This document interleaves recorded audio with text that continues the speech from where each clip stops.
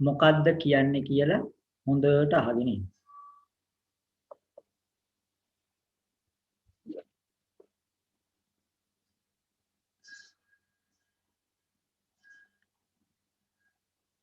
පෙනහළු පෙරෙන්න හොඳ හුස්මක් අරගෙන හිමින් පිට කරන්න.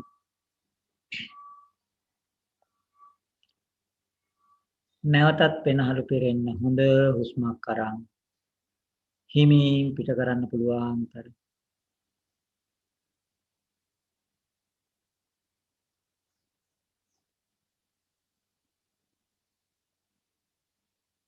තම තමන්ට ඈතින් ඇසෙනා සියලු ශබ්ද විශ්ලේෂණය නොකර මොහොතක් රැඳී සිටින්න.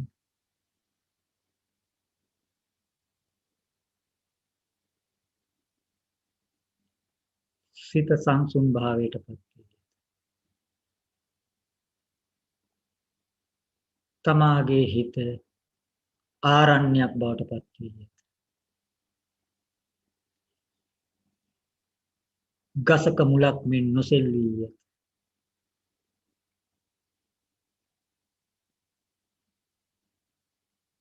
රාගයෙන් දේශයෙන් මෝහයෙන් ශුන්‍ය විය.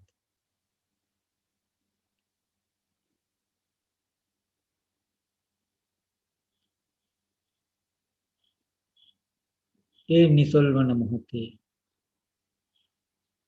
තමාගේ හිතට මේ මොහොතේ ධම්මයක් හෝ කනට ශබ්දයක් හෝ ඝට්ටණි වුණේ.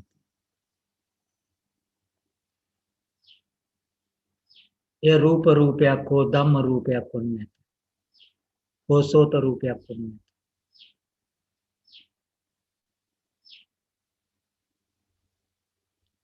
අසා දැනගත් යථාසුත ධර්මයේ පිහිටන විට එහි වේදනාව උපේක්ෂා බවත් එයින් කිසි විටක සුව වේදනාවක් විඳිය නොහැකි බව සිහි වෙනවා. ඒ උපේක්ෂා වේදනාව යන්තම් හෝ හොඳයි වටිනවා සාරයි කියා හැඟීමක් පහළ වූ තැන අනිත්‍ය සිහි වෙනවා.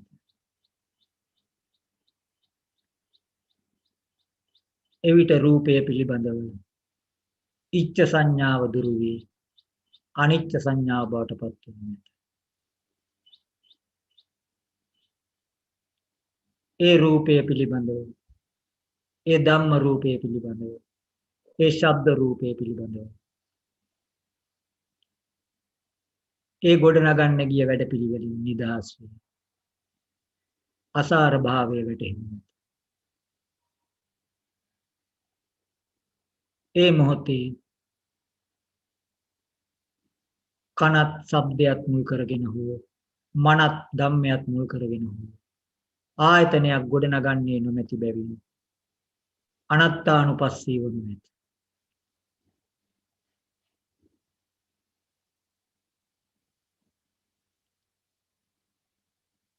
ඒ අසාර බව වැටහෙනවාත් සමගම ඒ සිතුවිල්ල සුබ ලෙස නොපෙනී.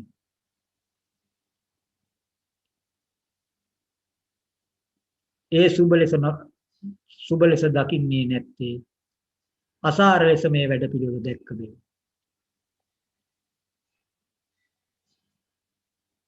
එවිට තමා තුළ අසුබ සංඥා වැටෙන්නේ.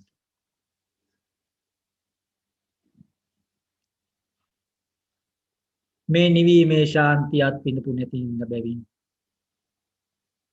ඒ පංචකාම ආස්වාදයේ භුක්ති විඳින්න ගොස් ආදීනව නොදකපු බැවින් කයක් හටගත් බවත් ඒ ආයතන ටික මුල් කරගෙන කයක් හටගත් බවත් ඒ හටගත් කයට විවිධාබාධා උප්පජ්ජන්ති වූ බවත් ඒ සියලු ආබාධ වලට ලක් වූ බවත් වැටහෙන්නේ. එසේනම් මේ මොහොතේ ඒ කයක් ගොඩනග ආයතන 6 ගොඩනගන්නේ නැත්නම් නැවත කයක් ගොඩනගන වැඩ පිළිවෙලින් නිදහස් වී ඇත. ආදීනව වැටහි ඇත.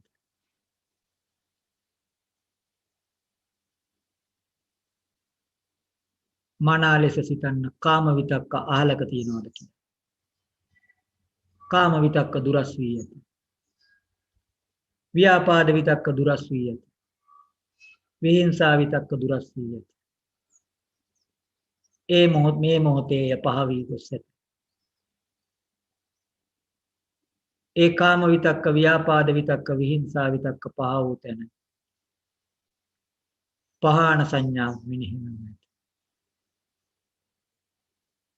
ඥාණයෙන්ම දකින්න කාම විතක්ක පහ වී ඇති බව.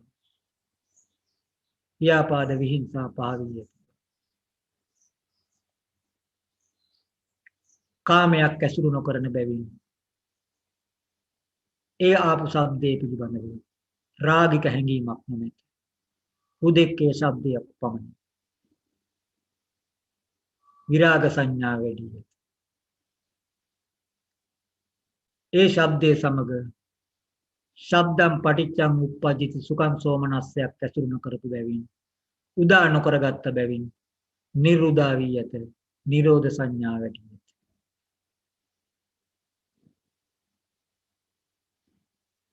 මෙතෙක් කාලයක් ඒ ශබ්ද මුල් කරගෙන ධම්ම මුල් කරගෙන රතියක් මෙන් ලෝකේ පුරා සැරිසැරී සියලු වැඩ පිළිවෙලින් නිදහස් විය.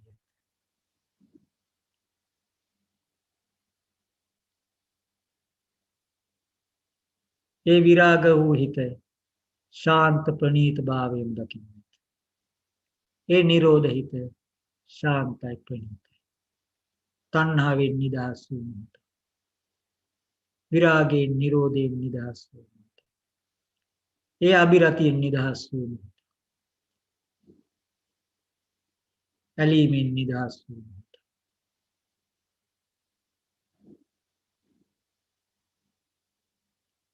ඒ නිදහස් වූ චිත්ත ශාන්තියට මෙතෙක් ලෝකේ පසුපස ඒ සද්ද පසුපස හඹාගෙන ගොස් ඒ ධම්ම පසුපස හඹාගෙන ගොස් කරපු සියලු සංකාර වැඩ පිළිවෙල අනිත්‍ය ලෙසම වැටහෙනවා.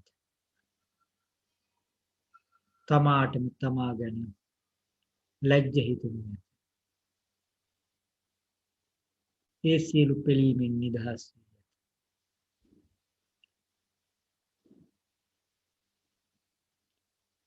ඒ නිදහස් මානසිකත්වය තවදුරටත් පවත්වාගෙන යාම සඳහා ඒ අලබාගත් අවබෝධයට සියලු විතක්ක ਵਿਚාර ඇසුරු නොකළ යුතු බවත් විතරාගී විතමෝහි විතදෝෂී ඇසුරු කළ යුතු බවත් අජ්ජත්‍යත් බහිද්දයත් පිළිබඳව මනා ලෙස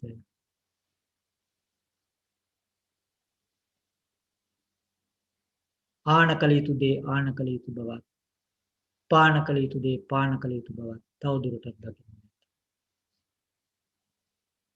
ඇසුරු කළ යුතු දේ ඇසුරු කළ යුතු බවත් පහ කළ යුතු දේ පහ කළ යුතු බවත් දකින්න.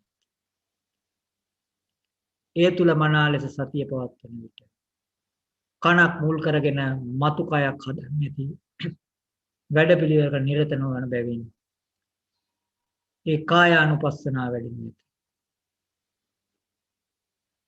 ඒ ශබ්දය මුල් කරගෙන වේදනාවක් පසුපස හඹාගෙන ගොස් ගිය වැඩපිළිවෙලින් නිදහස් ව ඇති බැවින් වේදනානුපස්සනාව වැටහෙනවා. චිත්තය කිලුටු කරගත් නොමැති බැවින් චිත්තානුපස්සනාව. අනිත්‍ය දුක්ඛ අනාත්ම අසුභ ස්වභාවය මනා ලෙස වටහාගත් ආර්ය ශ්‍රාවකයා ඒ දරණ ස්වභාවය තුල ජීවත් වෙමින් ධම්මානුපස්සනාව වැටහෙනවා.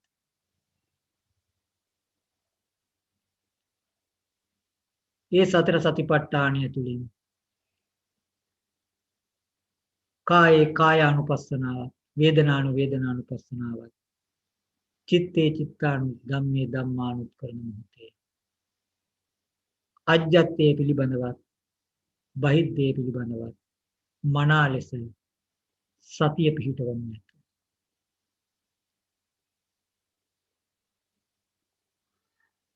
ඒ අජ්ජත්තේ පිළිබඳවත් බහිද්ද විලවා දුකක් ගොඩ නොනැගී ශාන්ත භාවයට පත් වී ඇති මොහොතක ඒ ධම්මානුපස්ස ධම්මවිජය සම්බොජ්ජංගේ වැටෙන්නේ.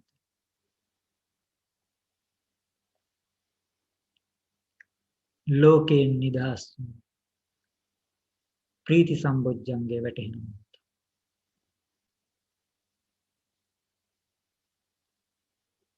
ලෝකයේ සැරිසරපු රියක්සේ ගිය ගමනින් නිදහස් වූ කයත් නිදහස් වී ඇත. සිතත් නිදහස්.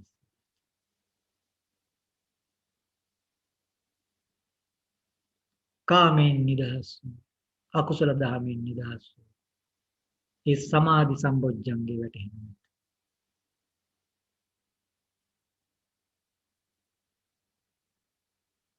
අජ්ජත්තේ පිළිබඳව බහිද්ද සිත පිළිබඳවත් කය පිළිබඳවත් ඒ මහා සැහැල්ලු භාවයකින් දැන්න පස්සද්ධි බොජ්ජංගේ වැටෙනවා. අජ්ජත්‍යත් බහිද්දයත් මුල් කරගත්තා වූ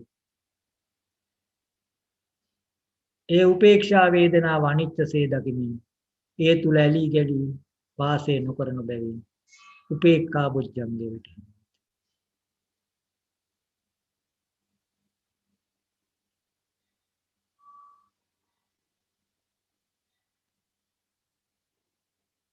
පෙර කරන ලද කාමාවචර අකුසල හෝ කාමාවචර කුසලයකට හෝ ඝට්ටණය වූ සද්දේ සමග ඝට්ටණය වූ ධම්මයේ සමග නවංච හේතුවක් සකසපු නැති බැවින් අනිච්ච දකිමින් හේතු සංසිඳින්නේ යයි කරුණ මනා ලෙස වැටහෙනවා. ඒ සද්දේ හෝ ඒ ධම්මයේ හෝ මුල් කරගෙන ගොඩ නගන්න ගියා වූ ආබාධය සදහටම සංසිඳුනේ.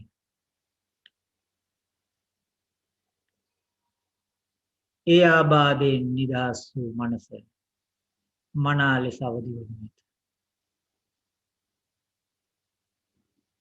ඒ සම්මා සම්බුදු පියාණන් වහන්සේ පෙන්වා දුන්නා වූ පරිදි ඒ දස සංඥා අසා සිටි ඔබගේද මේ මොහොතේ ගොඩ නගන්නා ගියා වූ ආබාධය සංසිඳුනේ.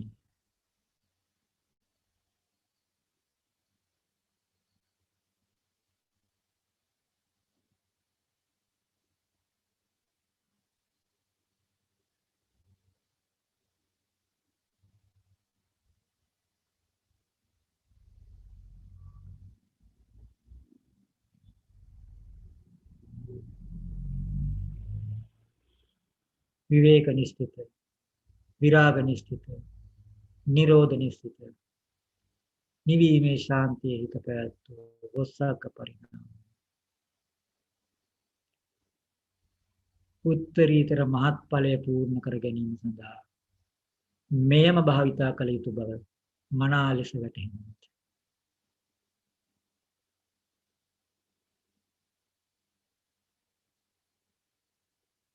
සාදු සාදු සාදු